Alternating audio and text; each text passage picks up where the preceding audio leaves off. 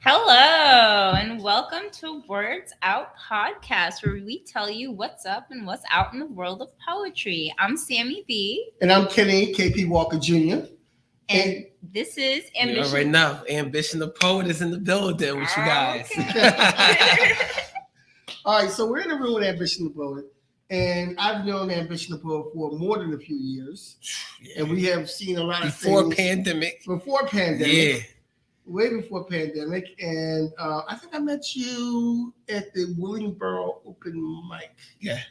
I'm pretty sure that was Under it. the Tide Evans. Under Tide Evans Evans. at the time. Tide Evans is still associated with it, but now it's run by Poetess. Mm-hmm. And, Ambition is a very... How you want to say it? I joke around with this brother all the time because we do a lot of open mics and we cross each other a lot of open mic paths. And a lot of open mics happen in the evening. And as you see, the brother right now is wearing sunglasses. He comes in the evening in sunglasses, and I'm usually hosting. And when he walks to the door, I put him on spot. I'm like, oh, here he is, the P. Diddy of poetry. Yep. Coming through the door, because usually he's coming in, he's wearing like a flashy jacket or something. He's coming in like, he just came from like the limo or something. Yep. He comes in like he's coming to the after party already. Like he's going to another after party after he leaves. Because you never see the brother leave. I'm just saying. I wouldn't put him out there like that. Irish goodbye. Huh? The Irish goodbye. The Irish Yeah. goodbye. Yeah, Slide right out. slides right out. I do that too. But we're going to talk to Ambition about a few things. And Sammy, why don't you go ahead and kick us off? Oh, well, first let's talk about your poetry real quick. From what I understand, because I looked at your website really quick, you are a foster care, the first, Yes. America's first foster care poet. Tell me more about that. Yeah, so there are many poets that talked about foster care before me, but never really branded themselves as a foster care poet. So I want to be very respectful to those that came before me and talked about foster care in their life. But I just felt like it was necessary to brand myself as such. So I call myself the first foster care poet in the history of the United States, representing foster children like me all across the globe and in the United States. Those that don't have a voice but are that need someone to speak for them. That's important. And so when I came onto the poetry scene, back at that time, it was just a lot of, love, Black power,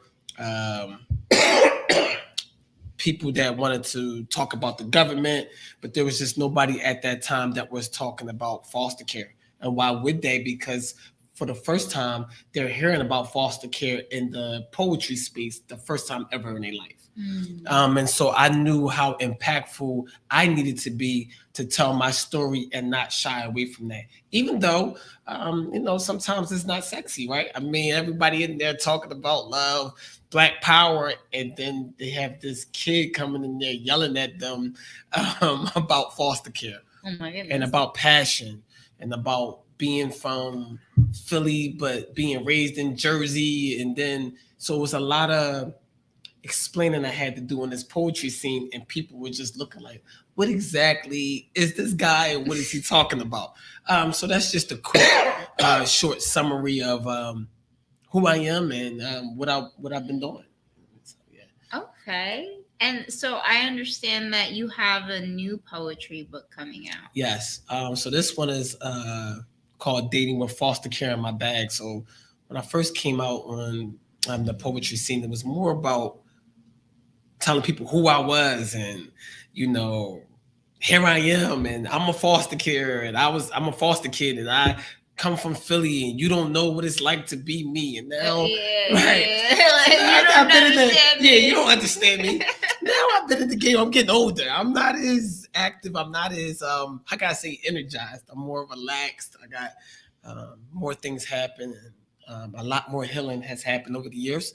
Mm-hmm. And so now a lot of people that love to read my work wanted to know what it was like dating and talk about more about my vulnerable stories and issues that I go through as a foster child and as being going through the foster care system and trying to date with that in the background and being the man who dealt with a lot of trauma and family issues. So I really wanted to just dive into that going forward and talk about what it's like to be to date with those issues in the background and um, becoming older in my work. So in the beginning, the first 4 books were mainly about my childhood and revolving around that. This is now talking about from teenager to becoming a grown man, that dating experience.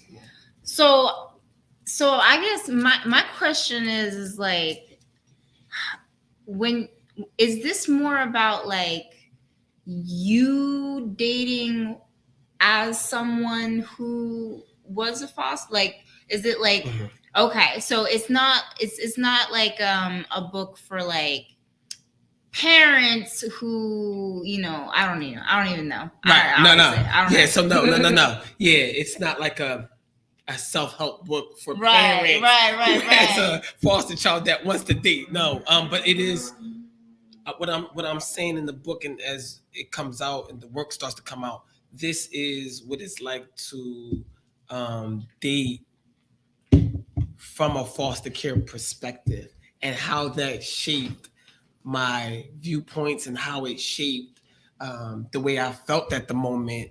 All the different things that are pulling on my mind when I'm dating a woman, and all the different things that I believed in at the time. Yeah. And so I just kind of wanted to walk the reader through or the listener through, okay, so this is how he felt when he was in church. This is how he felt when he was in the 7th grade. So it's like a walkthrough. Thank you. This was like a walkthrough of these different parts of growing up, trying to date, and giving you that viewpoint, having you sit literally in the chair, listening and visually seeing, okay, this is why he felt this way at the time. This is why he said this at the time. This is what he did trying to date at that time. Yeah. Okay. So Kenny, I feel like you need like a lot of dating advice. Don't do that to my man, Kenny. Shots fired. When did you get your CDL? My CDL? Yeah, because you just threw me under the bus. And I don't know when your CDL came through, but that was kind of cold. I didn't mean it like that. I didn't mean it anyway. But what I want to ask Ambition is, how do you think being a foster child, how do you think that would differ in someone like me who's not a foster child? Right. How, like, what's the what's the extra layer?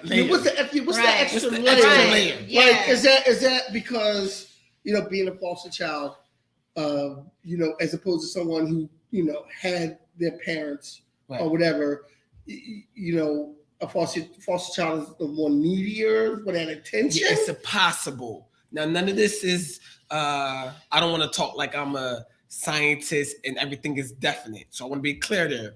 But I do want to say extra layer per se, depending on the person. Right.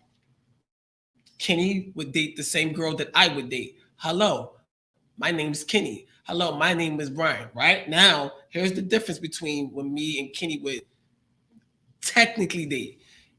He would not be as fearful as I would be that the girl would already want to leave me before we even start dating.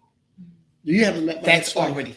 You haven't met my ex-wife. Right. Okay. But I'm just saying, you see what I'm saying? You see where I'm going with this? The fear of that person leaving is already there. You know, a person like Kenny or just anybody, right, would be more secure in their identity. Okay.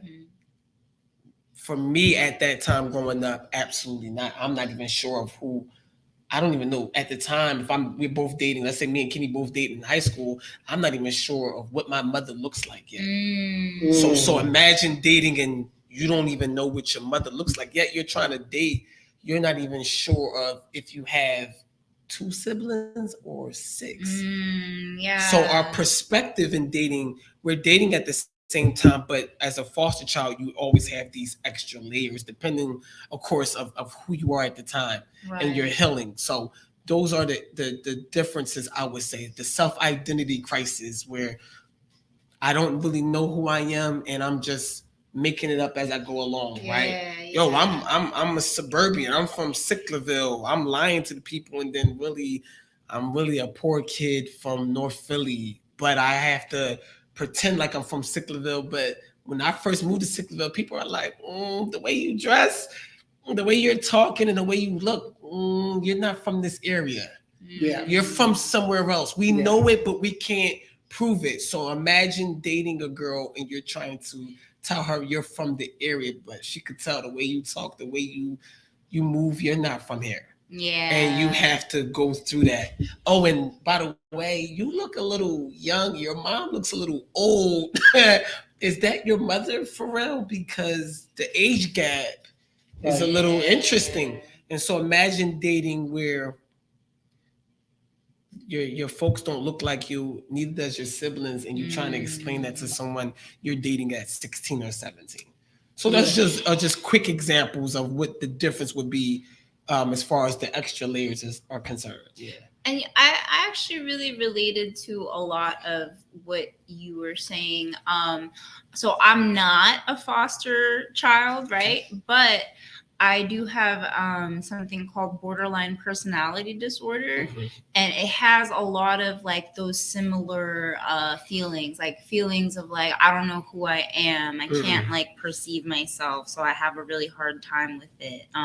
Now the reasons for why I think that way are obviously different, A little bit different, right? But the feeling of like when I date someone, or I'm just even interested in them, forget about dating. Right. But I always assume like, well, this is gonna end. I'm gonna be really sad, and like it's gonna like I already have it in my head that notions where this is going. Yeah, that they're gonna leave me. So like I spend most of my time preparing myself for them to leave me instead of being able to enjoy the time I have with them. Absolutely. You know, that's something I'm trying to step out of, but I just really related to what you were saying on that level. Yeah. Absolutely. And that's the main thing about that. Like you said, on your healing journey, you'll realize that it's important for you to stop being at the end.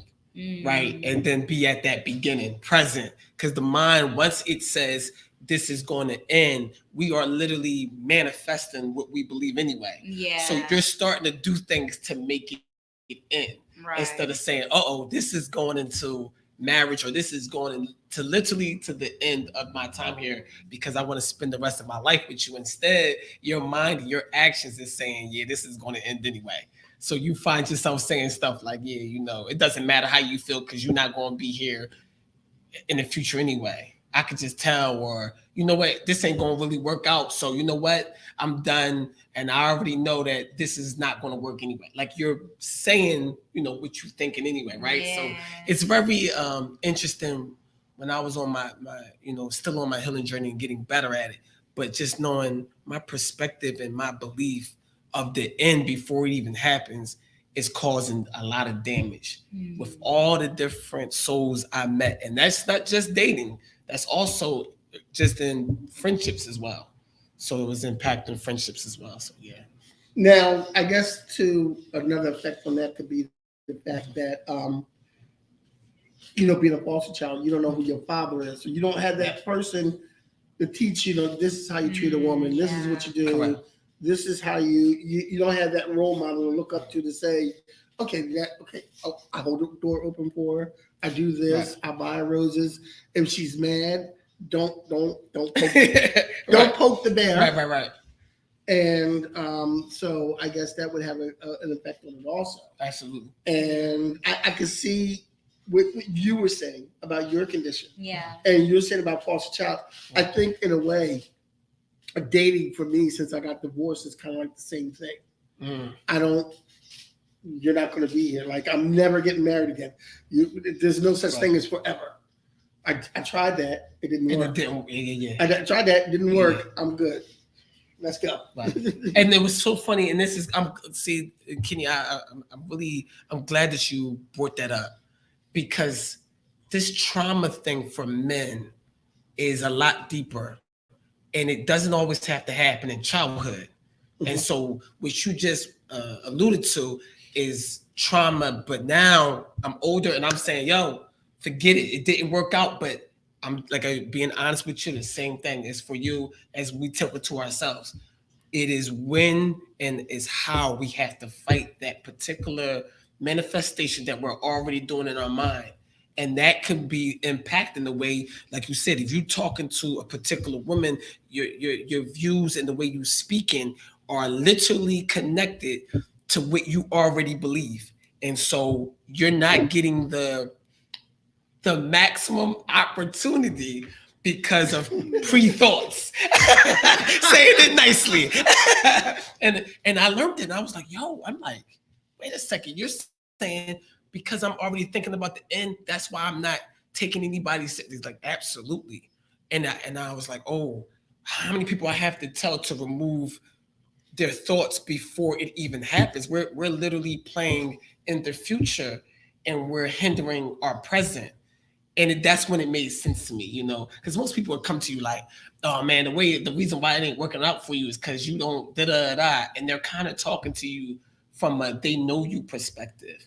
And the truth is, we need to help us all remove that manifestation thought we're giving ourselves and saying, today, we're removing that from our minds. And every day, we're going to fight it. And you have to literally fight it within your mind, saying, I like this girl, and we're not going to talk about it ending. We're going to talk about the beginning, and we're going to talk about the positive results we're going to get. And that's kind of how I work through it. Brian, we're not worried about the end. We're worried about right now as today. Why are we even talking about the end anyway when we want it to work? And so that's the type of thing that I had to do. And it worked for me on this healing journey. And it's really something I wish more men and people would talk about too. Like, why are we already thinking about the end or talking about the end when we get in those arguments? So, yeah. Yeah, because, if you get into an argument, then it's like, well, fine, just leave. Right. I'm like, you're trying to beat the person to the end. I after I got divorced, one of the first women that I went on a date with, I dated a couple times, and she got mad at a joke I posted on Facebook. Okay. Because she didn't like my sense of humor. People who know me know I like to be funny sometimes. Mm-hmm. She didn't like my sense of humor. And whatever I said, the girls at work were like, oh, you got to apologize. I'm like, damn that. Right. I ain't apologizing. Your sense of humor is kind of who you are. Yeah. If you don't know, kid, that's the core. If you don't like my sense of humor, we're good. Like, you can bounce. Mm-hmm. And the men were like, oh, man, fuck her. So I'm like, yeah, man, but it's that if you don't heal right, it's like you said, it's like that thing where you don't, when somebody says bye, you're like, okay, bye. Right. You're not trying to fix it. You're not looking at it. You're so quick to say, right. See ya. So yeah, if I was at your job, and this is where like I had to learn this too, because people are hyped. Remember, society and people are hyped to say bye-bye, but nobody is hyped to say stay. Why is that? And I'm like, and I told my friends in my circle, from now on, with the girl I'm dating right now, I don't want to hear my exit strategy. I want to hear more staying strategies. Because my team, my family, and the society, we are quick to be like, yo, forget them, girl. Forget him, bro. Forget her, bro. Let's go back out. Why are we so quick to do that? Especially, like you said, a joke. Yeah. That could have been, like you said, sometimes, not saying that person, but I'm just saying, in the future, are we doing our best to negotiate conflict?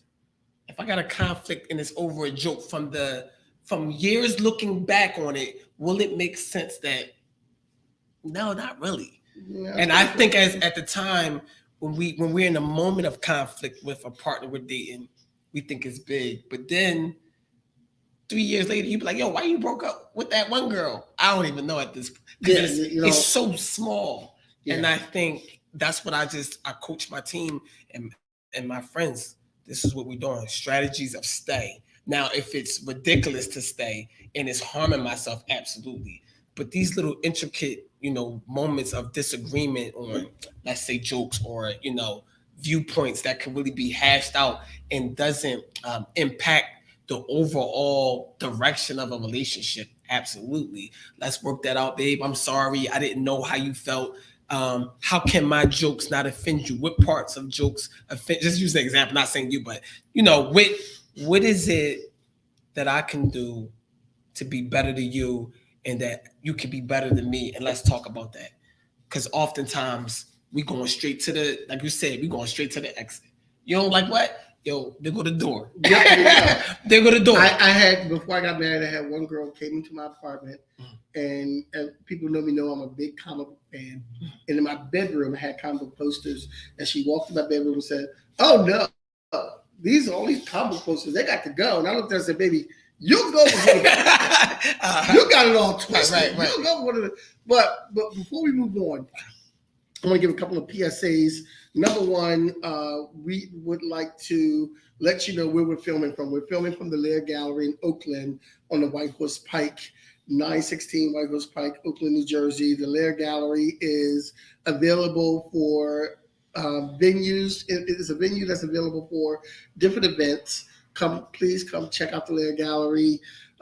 Give us a call, whatever, and Liz will set you up in a date that you want to have a small event here. There's art around, and the art around us and the art behind us is even art for sale. The first and third Thursday of the month, I do an open mic here at the Lair Gallery, and there will be vendors. This Thursday, Sammy is going to be our feature poet, so make sure you come through. Okay, and Sammy, and also too, I do a podcast Saturday nights with my sister, Kathy and Kenny Explain Pop Culture. In the South Jersey area, I host like 5 or 6 different open mics. But in the meantime, in between time, we're also sponsored by Poetry and Paintings, which is a traveling open mic. It goes to different venue spaces just to let the community know what different areas and event spaces there are and that they can also work with. We pay our poets and our featured musician. The open mic is for comedians, poets, musicians, rappers, dancers even. We had a burlesque dancer one time. Oh, wow. So, yeah. Yeah. So it's definitely a vibe. The next one is going to be October 5th at the Bridge in Philadelphia. So please come through. Tickets are $25. 20 online, and if you buy them before September 15th, you get an additional $5 off, making the tickets only about $15 with the code Gets the Worm. Okay, and right now, make sure you check that out. And right now, what we're going to do is, I remember, and I'm going to get him back with this. I remember one time, Ambition and I was at an open mic. It was a meet and greet. It was kind of networking open mic. And the guy running it goes, Ambition goes, "Yo, man, you want to do a couple pieces? And, we only got you as a poet." And this is my first time meeting all these people. And Ambition goes, "Oh, yeah, well, I could do something, but Kenny ready, too. Kenny always got something ready." And I'm looking around like, I don't know anybody. This is like a meet. It's like it wasn't a poetry. So the next thing you know, now I'm doing poetry because of this motherfucker right here. Put me on this, like both of these people are throw me under the bus. I don't understand it. I don't get it. But what we're going to do every now, time I see Kenny, let's go. And I love papers. I'm like, yo, do the paper one. That's all. Kenny, papers. You're like, bro, every time you see me. And if I don't, sometimes I go out and I don't throw the paper. People look at me like, "You do something else?" But in any event, what's going to happen now is Sammy and I are going to duck out. Ambition the poet is going to sit in the middle seat and do some spoken word for you. He's going to give you a couple of pieces. All right, everybody. Ambition the poet. Okay, it's just me. Okay. How y'all doing? Y'all good? Well, so look, this new book that I got coming out is going to be called Dating with Foster Care in My Bags. I'm so excited to give you some of my experiences. So I'm going to do two pieces, and I'm gonna get out your way. Um, in my dating life, I try to date a few women, and I'm going to tell the truth about my experiences, um, and we're gonna go from there. All right. I never tried Tinder, but I have tried women who waved on the floor of my Facebook inbox. Listen, y'all, I dated this one girl that sent me nudes of a different dude, and that messed up my lunch. Not even my vomit could explain the details to a therapist of how my stomach was feeling. I dated the girl that had a different wig every time I saw her, and that's cool, except for she had a personality to go with them. I didn't think I should be dating the female version of the bald head dude from the movie Split. Oh shit. I tried this good girl, but she was a really hood girl, especially when she said I could scribble my white 14 on her back, call that sperm graffiti. What was I supposed to do after she said be creative after I reached my pinnacle? I met this one girl, but her clothing choices was a brochure for her sexuality. I had to cut her. I just felt like she was sending out RSVPs for every next time, and next time she gets horny. I met the money girls. No, I can't take you to Chima's. I eat lean cuisines for lunch. And at that time, my car was NJ Transit, where seats are designed and molded, and sometimes crackheads are friendly passengers. I dated this one girl that pretended to be resolved, but could hurl tirades that broiled in the oven that would sometimes leave your feelings scorched by flammable adjectives. I dated a girl who was a good dresser. She looked like New York Fashion Week, but her car seats was a plate for an unfinished burger.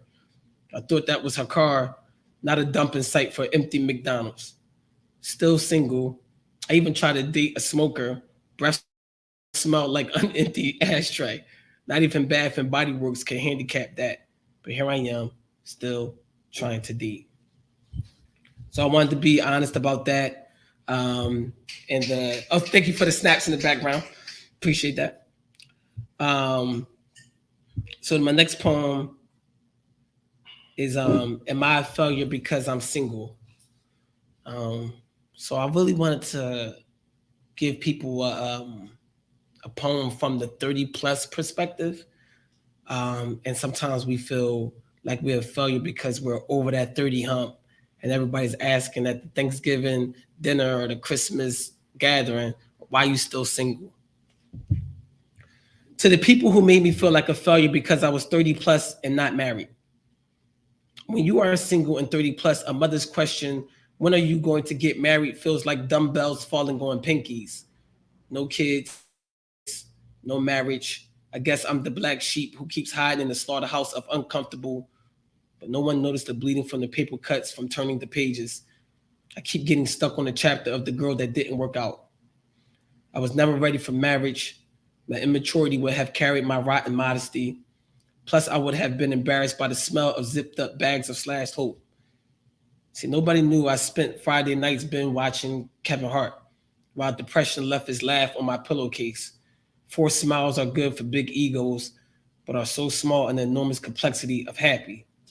To the people who made me feel like a failure because I was 30 plus, not married. Have you ever tried online dating? It's like a cellar with overcrowded weirdos that broke out of cages and grew from the fumes of catastrophe. See, I've been watching those motivational videos on YouTube about loving myself, but have those people ever spent weeks in the bed with vacancy cuddling their boredom? You can read books on love, but empty weekends will break your standard. See, I found myself kissing on strangers and texting exes who text back, who this? Ain't that a bitch? My mom was right, that I was in denial about my depreciating faith, caused by perpetuating thoughts on how I could ever be a husband when I have an addiction to sabotaging my growth. See, I kept failing that commitment because my mistakes with women digs into calamity, oftentimes leaving my ego to rake my common sense bare. I wrote such an admission because someone is judging someone who was someone that's 30 plus. The end. Thank you so much.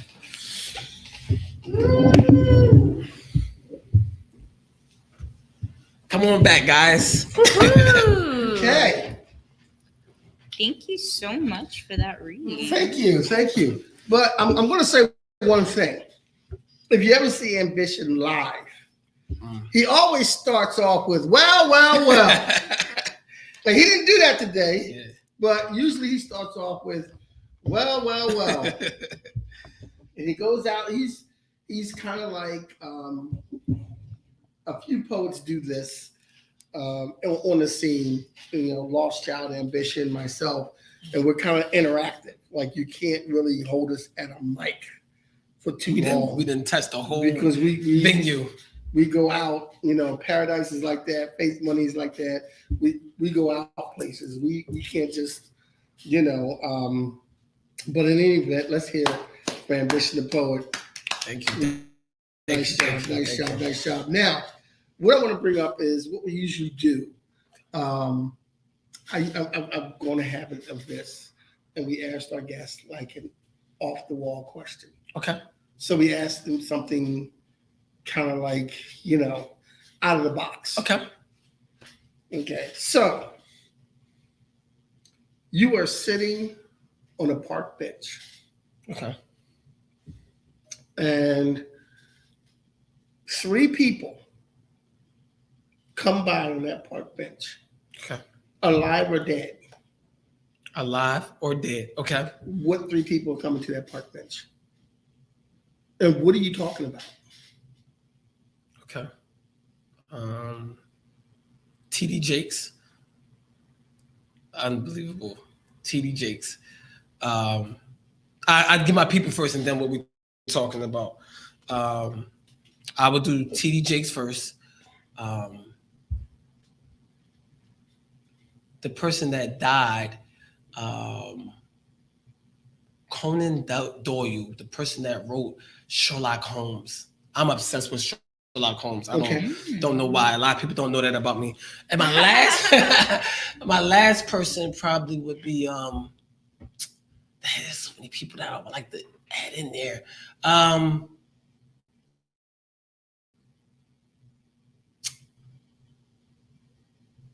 It's only 3. Only 3. Only 3. I would say Jay-Z. Okay. So what are you talking about with Jay-Z? Jay-Z, how were you able to keep going when everybody said no? They were able to create their own label and be able to create their own lane at a time when everybody was saying no. Okay. I struggle with that. If I don't get the love that I believe that I deserve at that moment, then I'm like, you know what? Yeah, well, have a good one. I mean, I like poetry, but I mean, if there's nobody interested, so, but how do you keep pushing through that, like as an artist, and then get the people to say, I like you?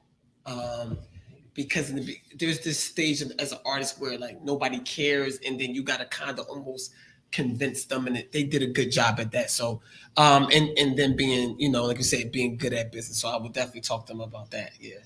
And then the splits between the different people that was with him, and then end up leaving. How you get derailed. A lot of people, emotional people like me, we can get derailed by like, how did that happen? Like, so just those questions of how he keeps even killed and keep going. So, yeah.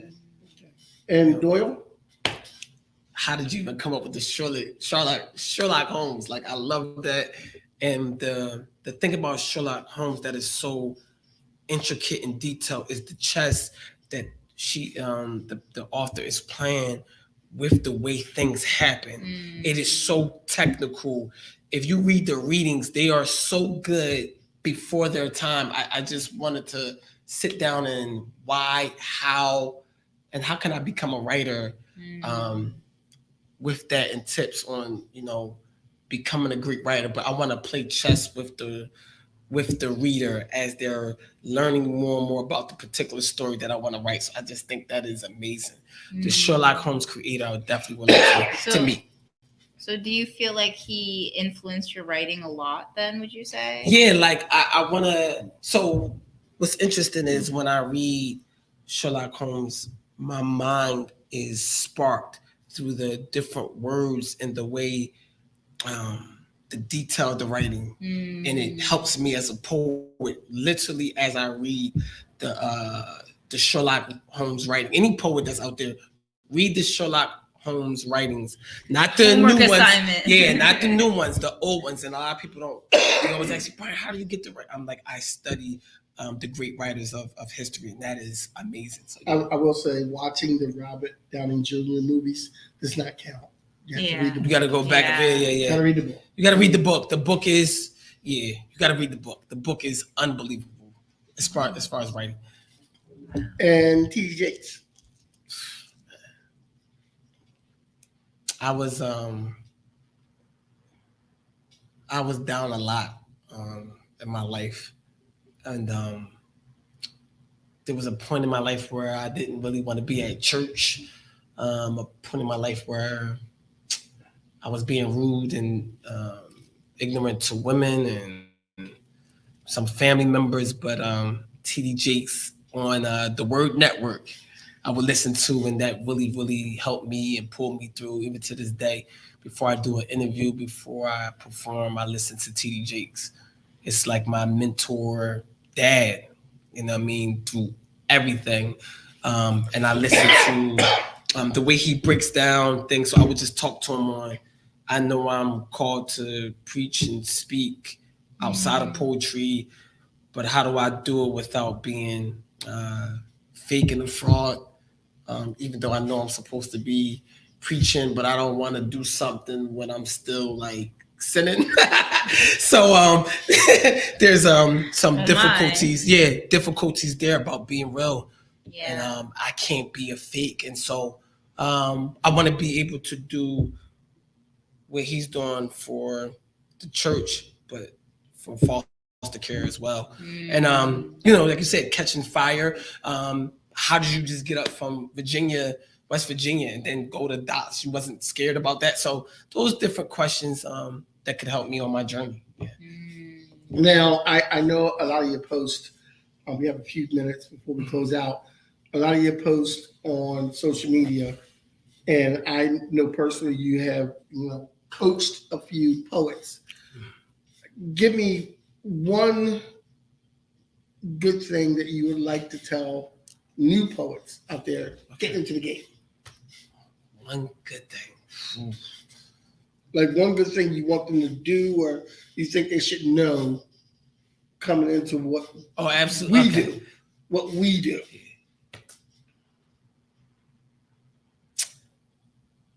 Listen to your own voice. Okay. Just real quick, listen to your own voice, because there's so many different. The problem I had when you get on the scene, you know this as well. Do this. No, Kenny, don't throw the papers. Throw up balls because people like that. No, Brian, don't yell. Be calm. Sit there. Don't move from the front. People can't. You have to listen to your own voice with sound knowledge and listen to people who actually done it. Nothing else. I only listen to people that's making it happen, that's doing it. I can't do not listen to anybody that's armchairing it, saying you should do this, do that. Listen to people with sound advice. That's the fastest one I can give you, because for our first 2 years, I was listening to everybody, and just make sure you don't chase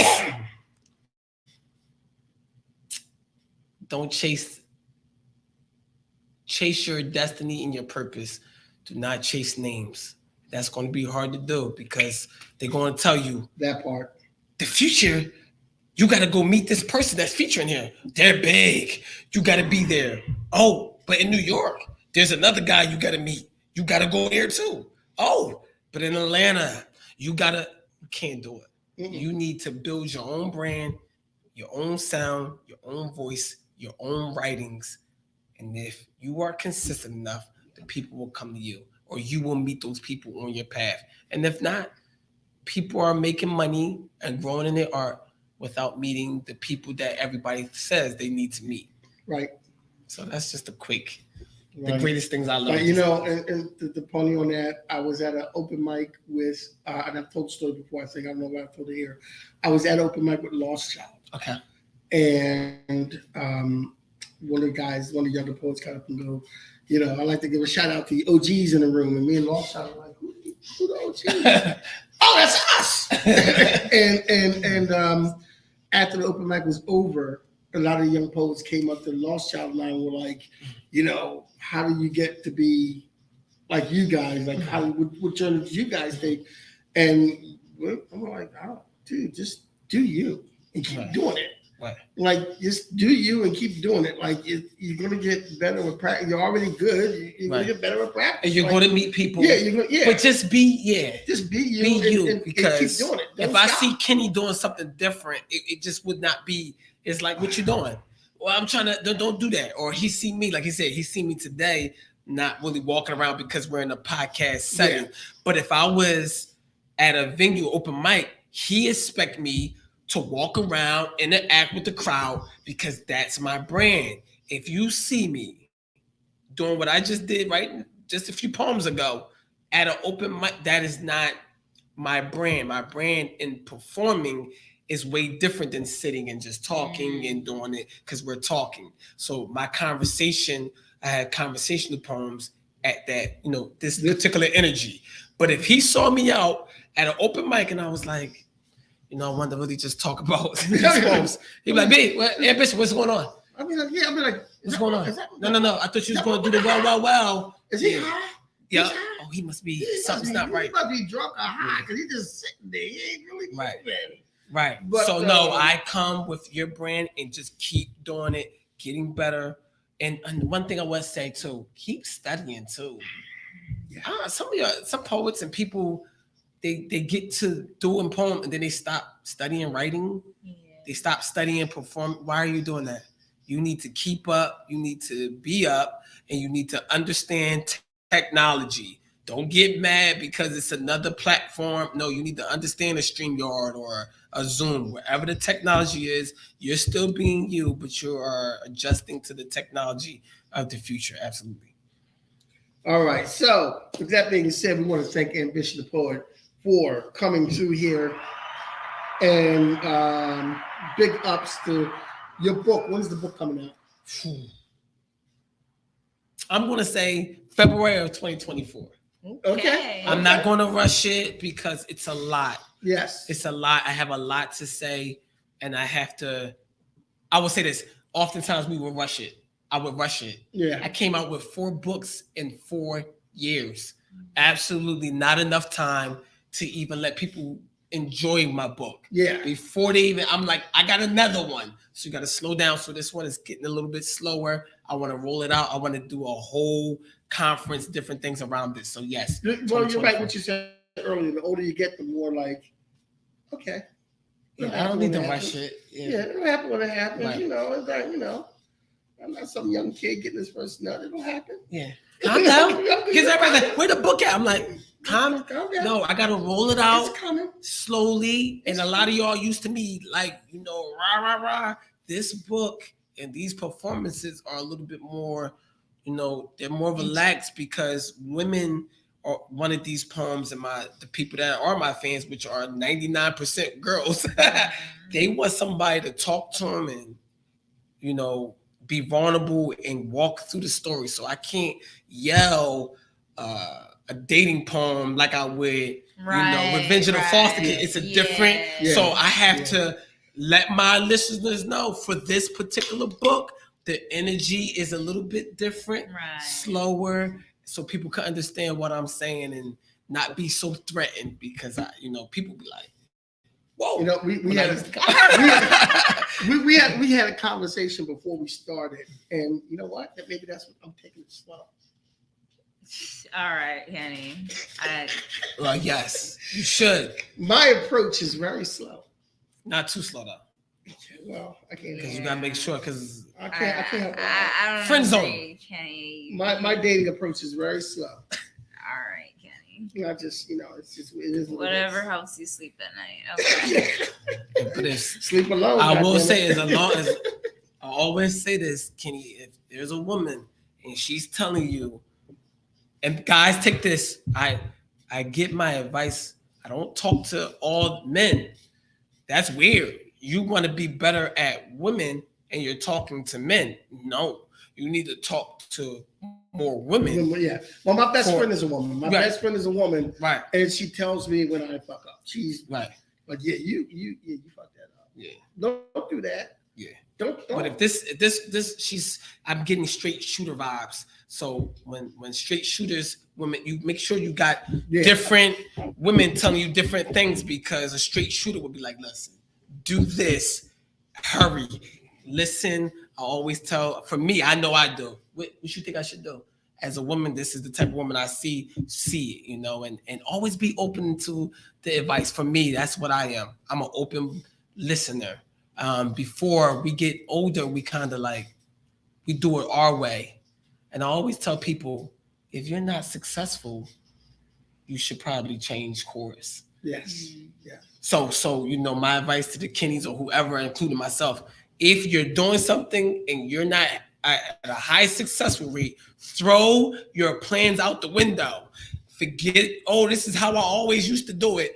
Get it out of here. What's what I need to do now? What's the new way? What can I do to improve? So sorry to go on that rant. So that's okay. Okay. So we're going to thank Ambition for coming out to us, and we're going to be back next Monday. And I'm not even sure who the guest is next week. I forget. I forget who the guest is next week. It's my fault. I'm old. Actually, no. You're younger than me. You should remember. No, it's the topic is love. Oh, Nettie Long. I think so. Nettie yes. Long. Nettie Long. Nettie Long. Nettie. We go way back with Nettie. Yeah. Nettie is an amazing. There's a lot of poets poet and songbird. I gotta There's let a her lot sing of poets that I know that come on, and you'll hear stories because we all go way back, like Ambition, Nettie, and who do we have on the first show? James Ingram. No, not James. I keep saying James Ingram. James Ellerby. No, a legend. James Ellerby. Yeah. James Ellerby was up here. These are people we all in the South Jersey area Jersey, North Jersey. Matter of fact, we're about to go to an open mic right now. Really? In Mount Laurel, yes. Okay. We're about at the Hookah Lounge. I think I might have to slide through. I got my guitar. I'm going to play my guitar tonight. Oh, nice. So thank you very much for joining us. Please join the Words Out podcast next Monday, 7:30 to 8:30. We will be here. Thank you very much for joining us. God bless your soul and keep living. Bye. Peace.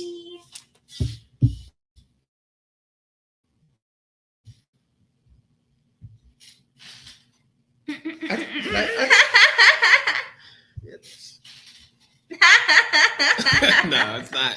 That's it. Oh, we're still live.